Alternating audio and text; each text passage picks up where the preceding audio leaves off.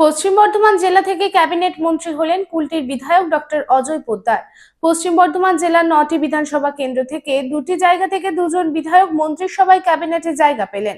প্রথম আসানসোল দক্ষিণ বিধানসভা কেন্দ্র থেকে অগ্নিমিত্রা পাল, তারপর কুলটি বিধানসভা কেন্দ্র থেকে ডক্টর অজয় পোদ্দার। ডক্টর অজয় পোদ্দার এবং অগ্নিমিত্রা পাল দুবার পরপর নিজের বিধানসভা কেন্দ্র থেকে জয়ী হয়েছে। এদিন পশ্চিমবঙ্গের রাজ্যপাল আর.এন. রবি বিজেপি সরকারের 35 জন মন্ত্রীকে শপথ বাক্য পাঠ করালেন।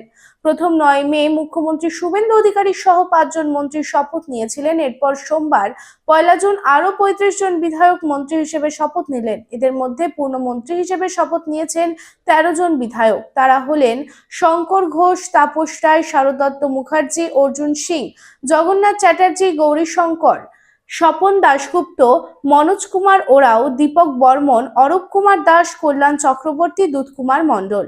রানীগঞ্জ শহরের এনএসবি রোডে অবস্থিত সুসজ্জিত এবং মনোরম পরিবেশে অতিথিদের পরিষেবার জন্য তৈরি অতিথি in hotel and restaurant. Hotel অতিথি ইন পরিষেবায় থাকছে অত্যাধুনিক সুবিধাযুক্ত এসি রুম।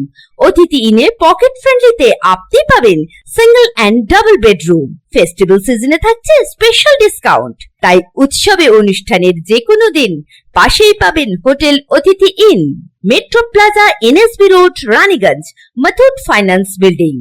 যোগাযোগ করুন এই নাম্বারে 7872933666 এবং 9434133666।